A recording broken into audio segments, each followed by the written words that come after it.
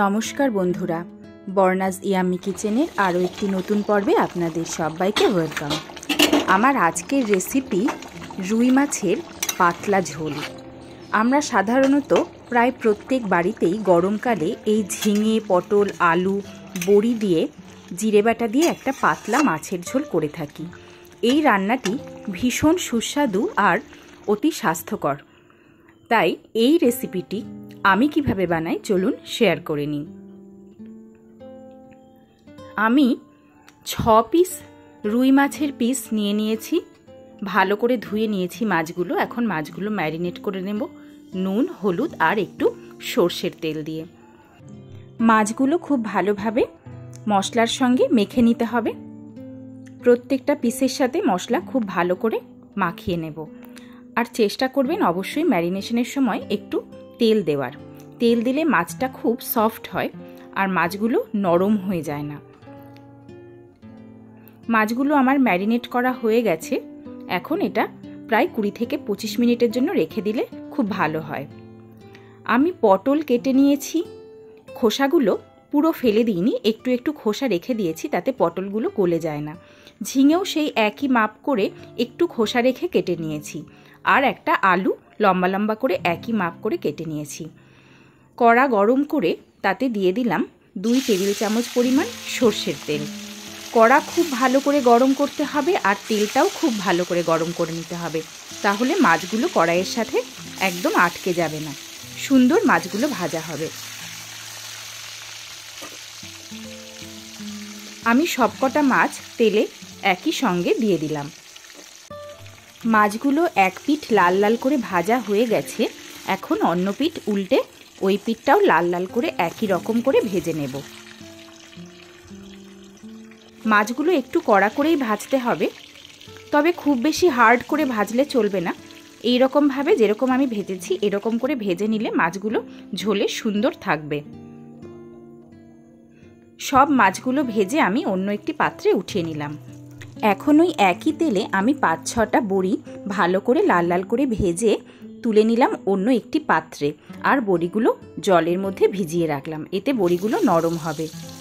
ওই একই তেলেই আমি কেটে রাখা পটলগুলো একটু কড়া করে ভেজে নেব। দিয়ে দিলাম লবণ আর একটু হলুদ। লবণ হলুদ দিয়ে পটলগুলো একটু লাল লাল করে নাড়াচাড়া করে ভেজে নিতে হবে। চেষ্টা করবেন পটলের খোসা এইভাবে রেখে দেওয়ার, তাতে পটলের খোসা থেকে একটা মিষ্টি সুগন্ধ আসে আর ঝোলটা খেতে ভীষণ স্বাদ হয়। পটলগুলো এরকম করে ভেজে নিয়ে আমি অন্য একটি পাত্রে উঠিয়ে রাখলাম। আপনারা চাইলে পটল ভাজার সময় তেলটা কমিয়ে নিতে পারেন, কারণ পটল ভাজলে তেলের রঙটা কালো হয়ে যায়, সেক্ষেত্রে ঝোলের রঙের একটু পরিবর্তন হতে পারে। আমি তেল আর পাল্টাইনি, ওই একই তেলে কালো জিরে আর 4-5টা কাঁচা লঙ্কা ফোড়ন দিয়ে দিলাম কেটে রাখা আলুগুলো। আলুগুলো এখন নাড়াচাড়া করে ভাজা করে নিতে হবে। এখন অন্যদিকে আমি একটু মশলা তৈরি করে নেব। একটা বাটিতে উষ্ণ গরম জল নিয়ে তাতে দিয়ে দিলাম 2 টেবিল চামচ পরিমাণ জিরে গুঁড়ো, 1 চা চামচ হলুদের গুঁড়ো আর কাশ্মীরি লঙ্কার গুঁড়ো 1/2 চা চামচ। কাশ্মীরি লঙ্কার গুঁড়োটা সম্পূর্ণ অপশনাল, এটা দিলে ঝোলের রঙটা একটু ভালো হয়। আলুগুলো এদিকে লাল লাল করে আমার ভাজা হয়ে গেছে। আলুগুলো যখন 50% ভাজা হবে সেই পর্যায়ে কেটে রাখা ঝিঙেগুলো আমি ঝোলের মধ্যে দিয়ে দিলাম। এখন ভালো করে নাড়াচাড়া করে একটু সময় ভেজে নেব। ঝিঙে দিয়ে খুব বেশি সময় ভাজার প্রয়োজন নেই। দিয়ে দিলাম স্বাদ অনুযায়ী লবণ। লবণ দিয়ে নাড়াচাড়া করে আলু আর ঝিঙেটা 1.5 থেকে 2 মিনিট ভেজে নিতে হবে। এই পর্যায়ে গ্যাসের ফ্লেমটা হাই রাখতে হবে।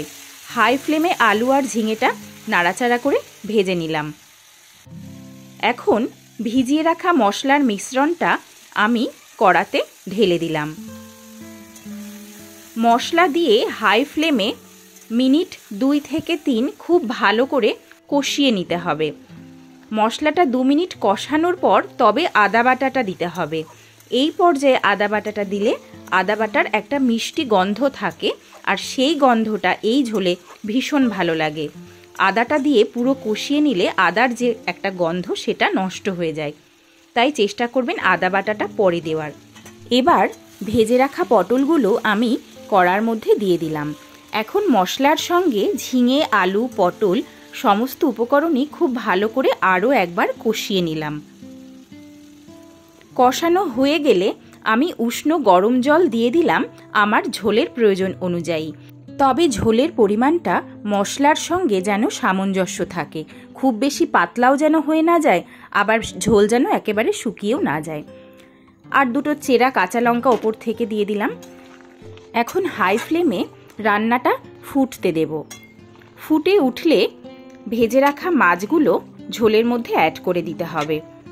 এই পর্যায়ে ঝোল ফুটে গেছে, আমি ভেজে রাখা মাছগুলো ঝোলের মধ্যে দিয়ে দিলাম। এখন আরও একবার সমস্ত কিছু নাড়াচাড়া করে মিশিয়ে নিলাম ভালো করে। এবার ঢাকা দিয়ে গ্যাসের ফ্লেম কমিয়ে নিয়ে 6 থেকে 7 মিনিট রান্না করে নিতে হবে। গ্যাসের ফ্লেম অবশ্যই কমিয়ে দিতে হবে, তাতে আলুটা সেদ্ধ হয়ে যাবে আর মাছের সুগন্ধটা ঝোলে ছড়িয়ে পড়বে, ঝোল থেকে একটা মিষ্টি গন্ধ বেরোবে। সেই জন্য গ্যাসের ফ্লেম কমিয়ে 5 থেকে 6 মিনিট রান্না করে নিতে হবে। আমার 5 থেকে 6 মিনিট রান্না করা হয়ে গেছে। আমি একবার দেখে নিলাম যে আলু সেদ্ধ হয়ে গেছে কিনা। আলু সম্পূর্ণ সেদ্ধ হয়ে গেছে। রেডি হয়ে গেল গরমের দুর্দান্ত স্বাদের পাতলা জিরে বাটা মাছের ঝোল। এটি গরম ভাতের সঙ্গে খেতে অত্যন্ত সুস্বাদু লাগে। এই রান্নাটা যদি পাতে থাকে তাহলে অন্য কোনো সবজির আর কোনো প্রয়োজন হয় না, শুধু এই মাছের ঝোল দিয়েই এক থালা ভাত অনায়াসে আমরা খেয়ে নিতে পারি।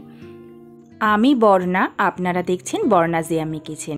আমার ভিডিওগুলো যদি আপনাদের ভালো লাগে আমার চ্যানেলটি সাবস্ক্রাইব করার অনুরোধ রইল। আর আমার রেসিপিগুলো ভালো লাগলে অবশ্যই লাইক, কমেন্ট, শেয়ার করতে ভুলবেন না। ভালো থাকবেন, সুস্থ থাকবেন। ধন্যবাদ।